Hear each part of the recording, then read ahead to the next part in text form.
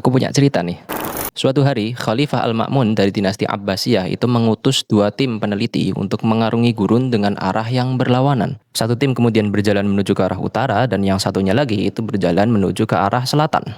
Masing-masing dari tim ini kemudian menggunakan bintang sebagai penunjuk arah dalam perjalanan mereka. Ketika mereka dapati bahwa bintang ini kemudian ketinggiannya itu berubah sebanyak 1 derajat, mereka semua kemudian kembali sambil menghitung seberapa jauh jarak yang telah mereka tempuh. Mereka jumlahkan angkanya, kemudian mereka cari rata-ratanya dan mereka kalikan dengan angka 360.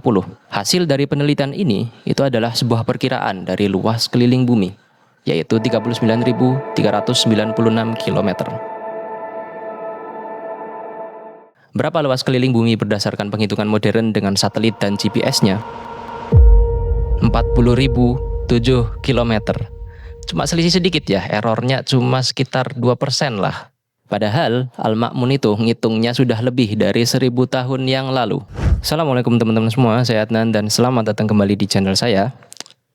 Sebelumnya, saya itu pernah bikin video tentang sebab-sebab kenapa umat Islam itu kemudian jadi terbelakang. Waktu itu saya itu pakai perspektifnya Buya Hamka. Dan video tersebut sebenarnya itu saya tujukan untuk internal kita kaum muslimin sendiri.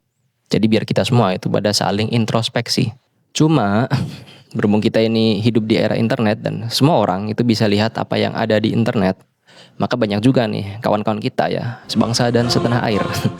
Dari umat Kristiani yang kemudian ikut melihat dan juga ikut meninggalkan komentar. Dari semua komentar yang ada itu kemudian ada satu komentar yang membuat saya tertarik. Dan ini kayaknya juga komentar dari rekan kita yang beragama Kristen. Soalnya kayaknya nggak ada deh umat Islam yang namanya Bartolomeus. Bunyi komentarnya gini. Kejayaan masa selalu menjadi referensi, hahaha. Kejayaan model apa tuh bang? Apakah banyak teknologi juga ditemukan pada saat masa kejayaan itu, hahaha. Dari komentar ini nih kemudian saya itu kepikiran ya bahwa berhubung kemarin itu kan udah bikin konten tentang sebab-sebab kemunduran umat Islam ya, sesuatu yang menurut kita semua ya sebagai kaum muslimin itu adalah sesuatu yang menyedihkan. Maka biar adil itu kita kasih juga nih video tentang masa-masa kejayaan umat Islam. Dan inilah topik video kita pada kali ini. Yang pertama ya bakal kita jawab dulu dari pertanyaannya Mas Bartolomeus, yaitu seperti apa model kejayaan yang pernah ada dalam sejarah kaum muslimin dan apakah banyak teknologi juga yang ditemukan pada saat-saat kejayaan itu. Jadi gini. Ketika para sejarawan itu nyebut tentang kejayaan umat Islam, ya kemudian ada istilah lain adalah Islamic Golden Age dan lain sebagainya. Istilah-istilah ini itu sebenarnya sudah disesuaikan kriterianya ya dengan standar barat dan juga standar modern. Ketika nyebut tentang zaman kejayaan dinasti Abbasiyah misalnya, ya, yang dibahas ya tentang entah pencapaian militernya, entah pencapaiannya dalam ilmu pengetahuan, atau pencapaiannya dalam teknologi, atau bahkan gabungan dari itu semua.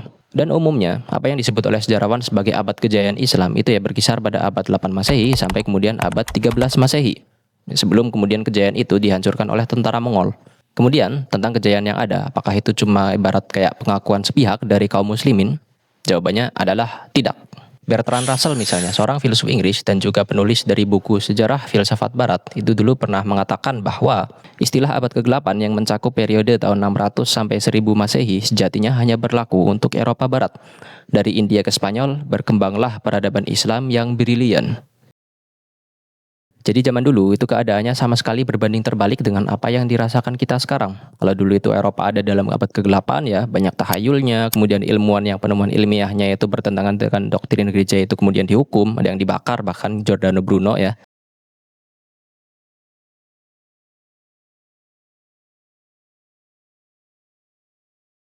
Dan kemudian kadang juga ada kasus bahwa perempuan yang punya otak encer dan juga punya pemikiran yang rasional dikit itu kemudian diburu dan dituduh sebagai penyihir.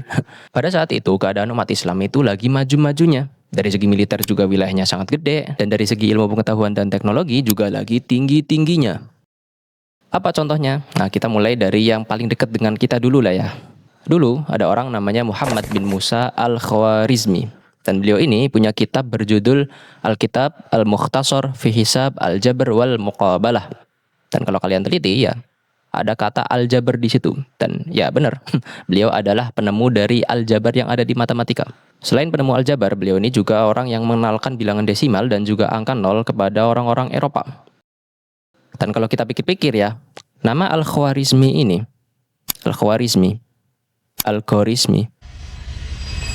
algoritma, Iya, beliau ini adalah penemu algoritma. Dari cikal bakal algoritma yang kemudian beliau temukan ini, ya sekarang kita semua kenal ada yang namanya programming, kemudian ada yang namanya ilmu komputer, bahkan sampai sekarang AI. Bahkan antum ini yang lagi nonton video saya dan saya yang telah menguploadnya di YouTube, itu juga di situ ada nilai sumbangsih beliau yang kemudian kita rasakan. Bidang lain ya misalnya, pernah nggak nemu di buku IPA, ilmu pengetahuan alam, bahwasanya kita itu bisa melihat karena adanya pantulan cahaya dari sebuah objek yang masuk ke mata kita. Itu adalah teorinya Ibn Al-Haytham, biasanya di barat disebut sebagai Al-Hazen.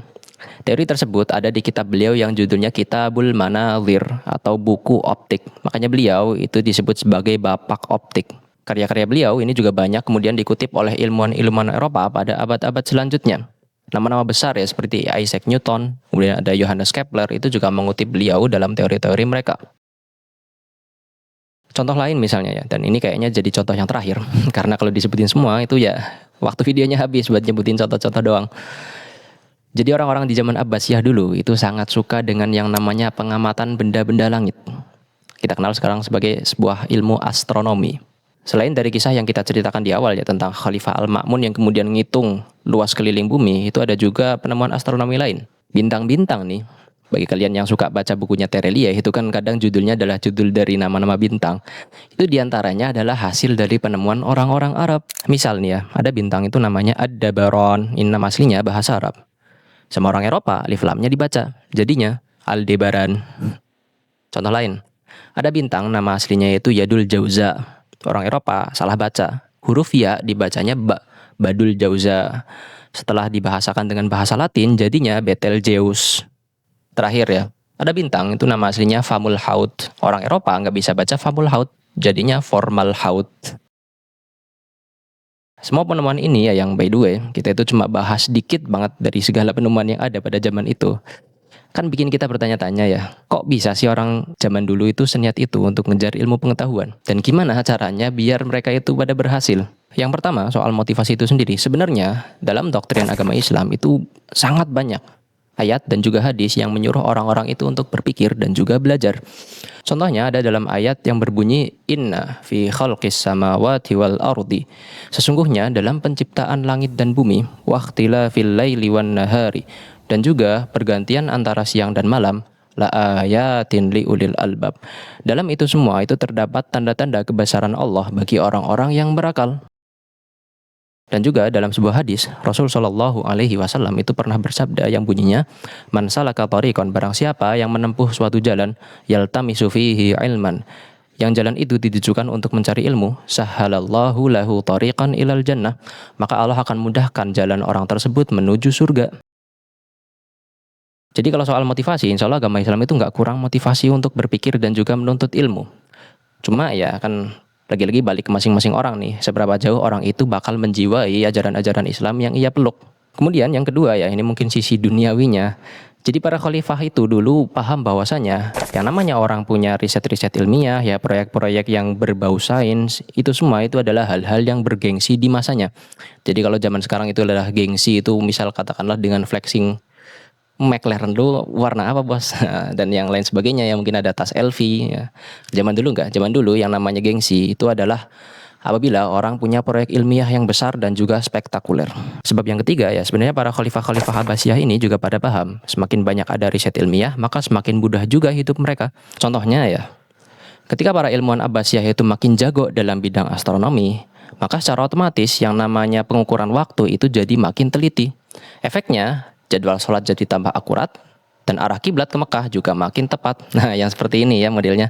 Dan yang keempat ya ini adalah resep yang menurut saya juga penting dalam menggapai kemajuan, yaitu adalah tentang toleransi. Jadi dulu itu banyak ilmuwan-ilmuwan ya dari seluruh penjuru kerajaan yang kemudian diundang ke kota Baghdad atas undangan dan juga biaya khalifah sendiri. Dan mulai saat itu jadilah kota Baghdad itu sebagai pusat keilmuan dunia dengan berbagai latar belakangnya yang berbeda. Bahkan ya orang yang memimpin proyek penerjemahan di Baitul Hikmah ya ini adalah pusat penelitian di masa Abbasiyah dulu. Itu bukan orang Islam, orang Kristen, namanya Hunain bin Ishaq. Semua yang ada di sana itu saling bekerja sama, saling kolaborasi tanpa memandang latar belakang yang ada. Dan hasilnya ya bisa kita lihat sekarang. Masa-masa tersebut dikenal sebagai masa keemasan Islam, sesuatu yang sampai sekarang kita rindukan untuk terulang kembali. Oke teman-teman, hari ini kita cukup sampai di sini ya. Jangan lupa tinggalkan like dan juga komen kalau memang ada yang mau ditanyakan. Dan juga jangan lupa pada subscribe. Ternyata antum ini kan masih banyak yang belum subscribe juga. Cuma ngintip-ngintip video aja nih. Wa akhirul kalam. Aku lakum. Assalamualaikum warahmatullahi wabarakatuh. Sampai jumpa di video berikutnya.